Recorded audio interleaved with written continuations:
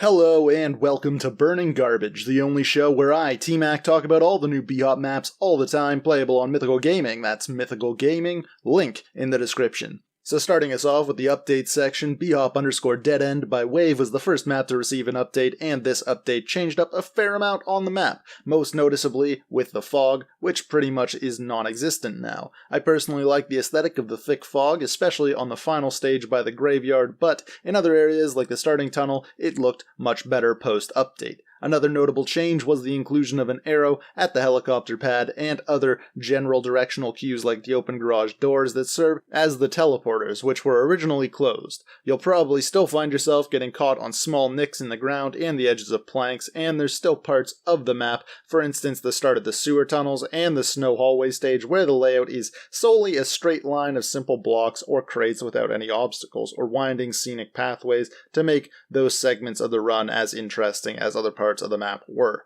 Nonetheless, the map is still fun and worth checking out, so good job. Bhop_Stones by Gamebanana also got an update this week, mostly fixing issues with the textures and the skybox, none of which were obvious or even apparent when I originally played the map, but it's always nice when a mapper goes back to touch up the little things. So kudos to Gamebanana. I'd also like to recommend that you check this one out if you haven't already, because it is very fun.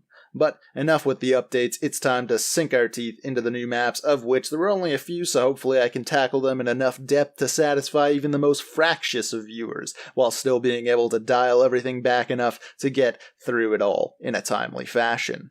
Wait, I almost forgot. Before we can get to the newest of maps, I'm going to be reviewing Godzilla's map pack, the new map pack, but since all three of the short strafe maps were compiled into one map, Bhop_pack, I will be reviewing that as a whole instead of each stage individually. This map has a very simple black and white tile textures that, despite being simplistic, are all visually appealing. The blue tunnels on stage 2 were cool looking, and the colored tiles on the inner plate of the blocks on stage 3 also look cool, and they change as you progress through the map. But like I said before, it's all fairly simple. When it comes to the gameplay, the map feels similar to the textures. It's certainly above average, especially with the complex layouts on the first stage, requiring good strafing to get distance enough to hit the early jumps, as well as technical precision and good route building skills in order to navigate through tight hallways and find a way to make it through the 3 window jumps towards the end of the stage. Unfortunately, even though the map starts out strong, it quickly falls back into simple block layouts and very standard pathways that rarely have any interesting or unique obstacles,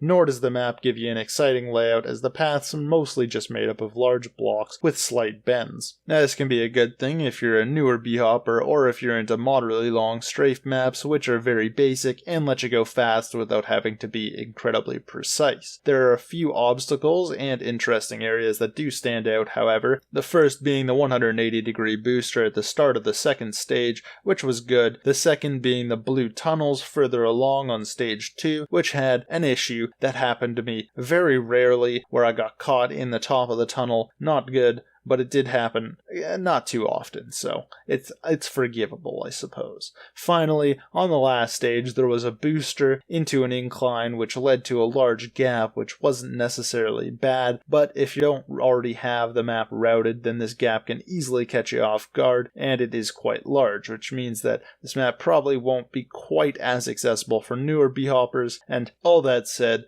I still don't think this is a bad map. There are certainly good parts to it, like the layout on the first stage and the overall cleanliness of the map. I just think that the map feels a little too drawn out and tedious at times, which is why I'm giving this one a 7 out of 11, and a good job to Godzilla. Actually, make that a strong 7. The map took me about a minute and 5 seconds, but if you're interested in playing the stages individually as separate maps, they are named K1, K2, and K3, K1 being the first stage of the Bhop pack, and so on and so forth. Also, before we get into this week's maps, I did fumble a bit last week on Bhop_respectable_black person created by TBH, in that I had the end zone in the wrong spot, and there was a fair amount more of the map to get through, which means that this map's rating has been nullified, but I will be compounding it on top of last week's review, so if you haven't seen that yet, then check it out first, link in the description. Anyways, this room isn't the ending, and what comes afterwards is pretty fucking shit. There are 3 doors that force you to go into the first one first by way of invisible barrier. Why not just set up the teleporter so you tele right into the next stage like you normally would? Well, it's because top autist TBH doesn't abide by normal map making standards, and if he wants to make door 1 lead into a multi-part stage with a telly that slams you right into the glass, then he's gonna do just that. And if he wants to make said multi-part stage set you all the way back to the first room, even if you fail in the second room, then he's gonna do that too. And if you think that he has time to define where the teleporter is, then you thought wrong. About as wrong as you'd be if you expected not to come back to the pink room with the doors in it again.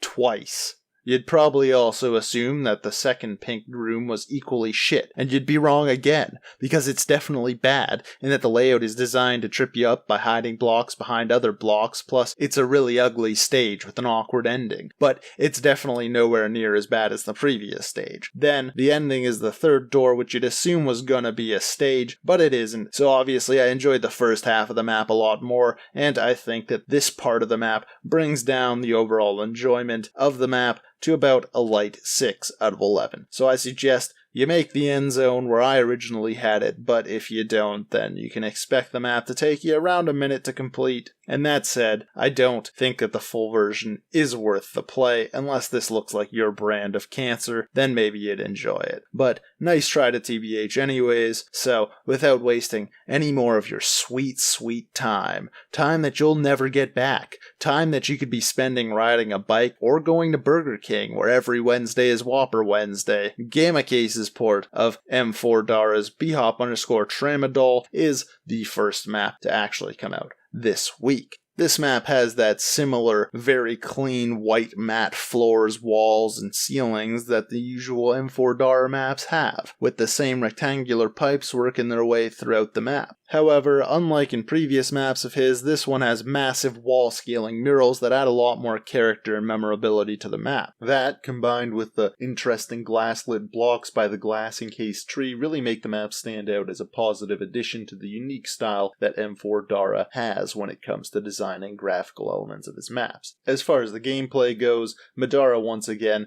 does a really great job of designing a high-flying, action-filled map with some really excellent block layouts that never meander on the same style of block for too long, and are always twisting and turning in new directions with constant changes in elevation by way of steady inclines, boosters, and drop-downs. The map also has a high skill ceiling as per usual, including a fairly large intentional skip towards the end, which is incredibly satisfying to hit and very fun to chip away at while attempting to find a way to incorporate it into your run. The map overall is very fun, but I do have a nitpick that I want to touch on before tossing it a number, and that's the fucking glass. Why would you do this to a map that's this good? It was an easy 10, and then you put a giant wall of translucent cancer right at the fucking end so that you'll smash your face on it. And not even just that, you can break the fucking glass, so it's not just some obstacle that you have to deal with. It's a giant fuck you to anyone with any speed coming into the end zone on their first completion of the map. That shit made me a rage. But the map is still very good. It took me around 45 seconds to beat, and I'm giving it a strong 9, but it would have been a 10. But that glass spoiled my fucking run, so really good job to Madara and to Gamecaise for the port, but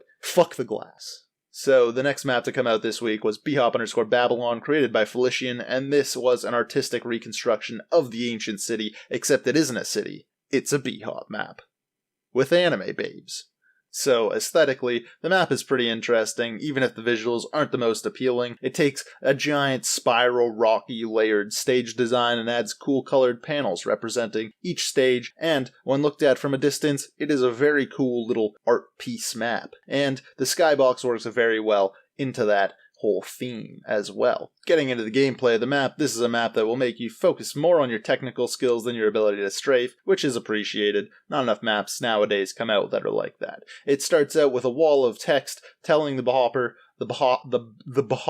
that the lack of triggers preventing fallbacks is intentional, which honestly, on a map like this, it's very hard to find a way to fall back on, unless you're just being reckless, so I'm kind of fine with Felician's decision on that. Babylon has several climby structures that can be fairly challenging, and it even goes as far as to add in a forced long jump, which, on a map like this, I think is great. In fact, I think this map would have benefited from having a scaling long jump theme throughout, making it clear longer and longer gaps to start off progression on each stage. I also appreciated the change-ups in block types and some of the fun obstacles here and there, which kept the map from getting too boring. Unfortunately, the map is a slave to its incline design, and there are a lot of slow, tedious inclines throughout the map that get quite tiresome after a while. And that's a bit of a shame, because the map could have been designed in a way that explores the interior of this gargantuan rock, but instead it focuses on spiraling up and around over and over again. And because of this, a lot of the stages felt very similar, and the lack of diversity in path layout definitely hurt the map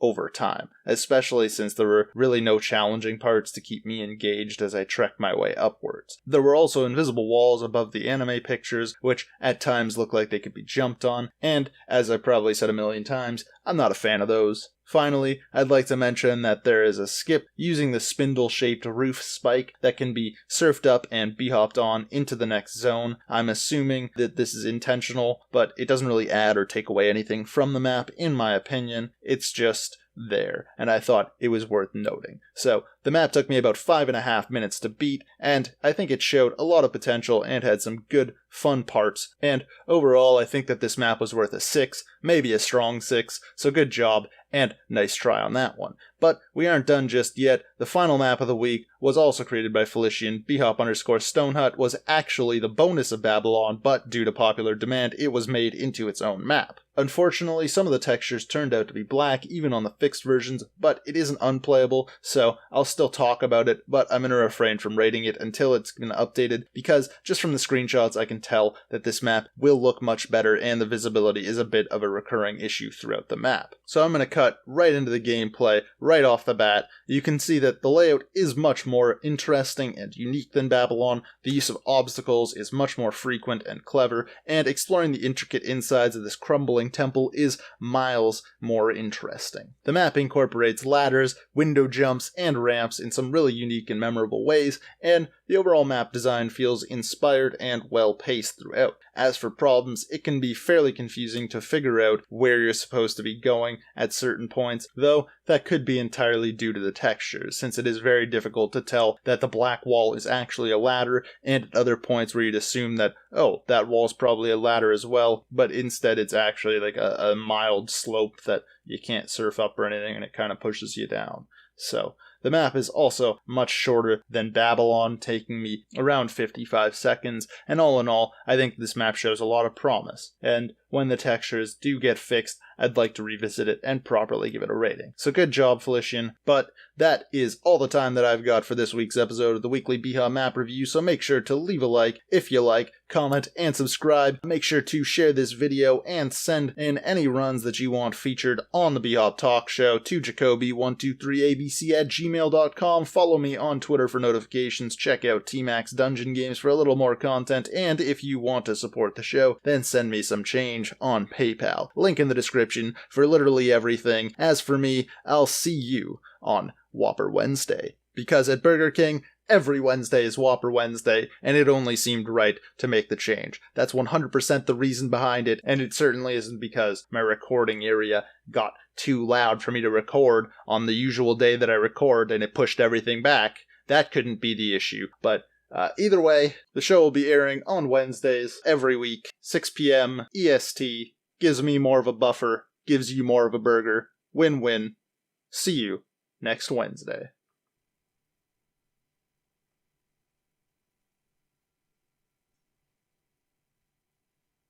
I want you to listen up close.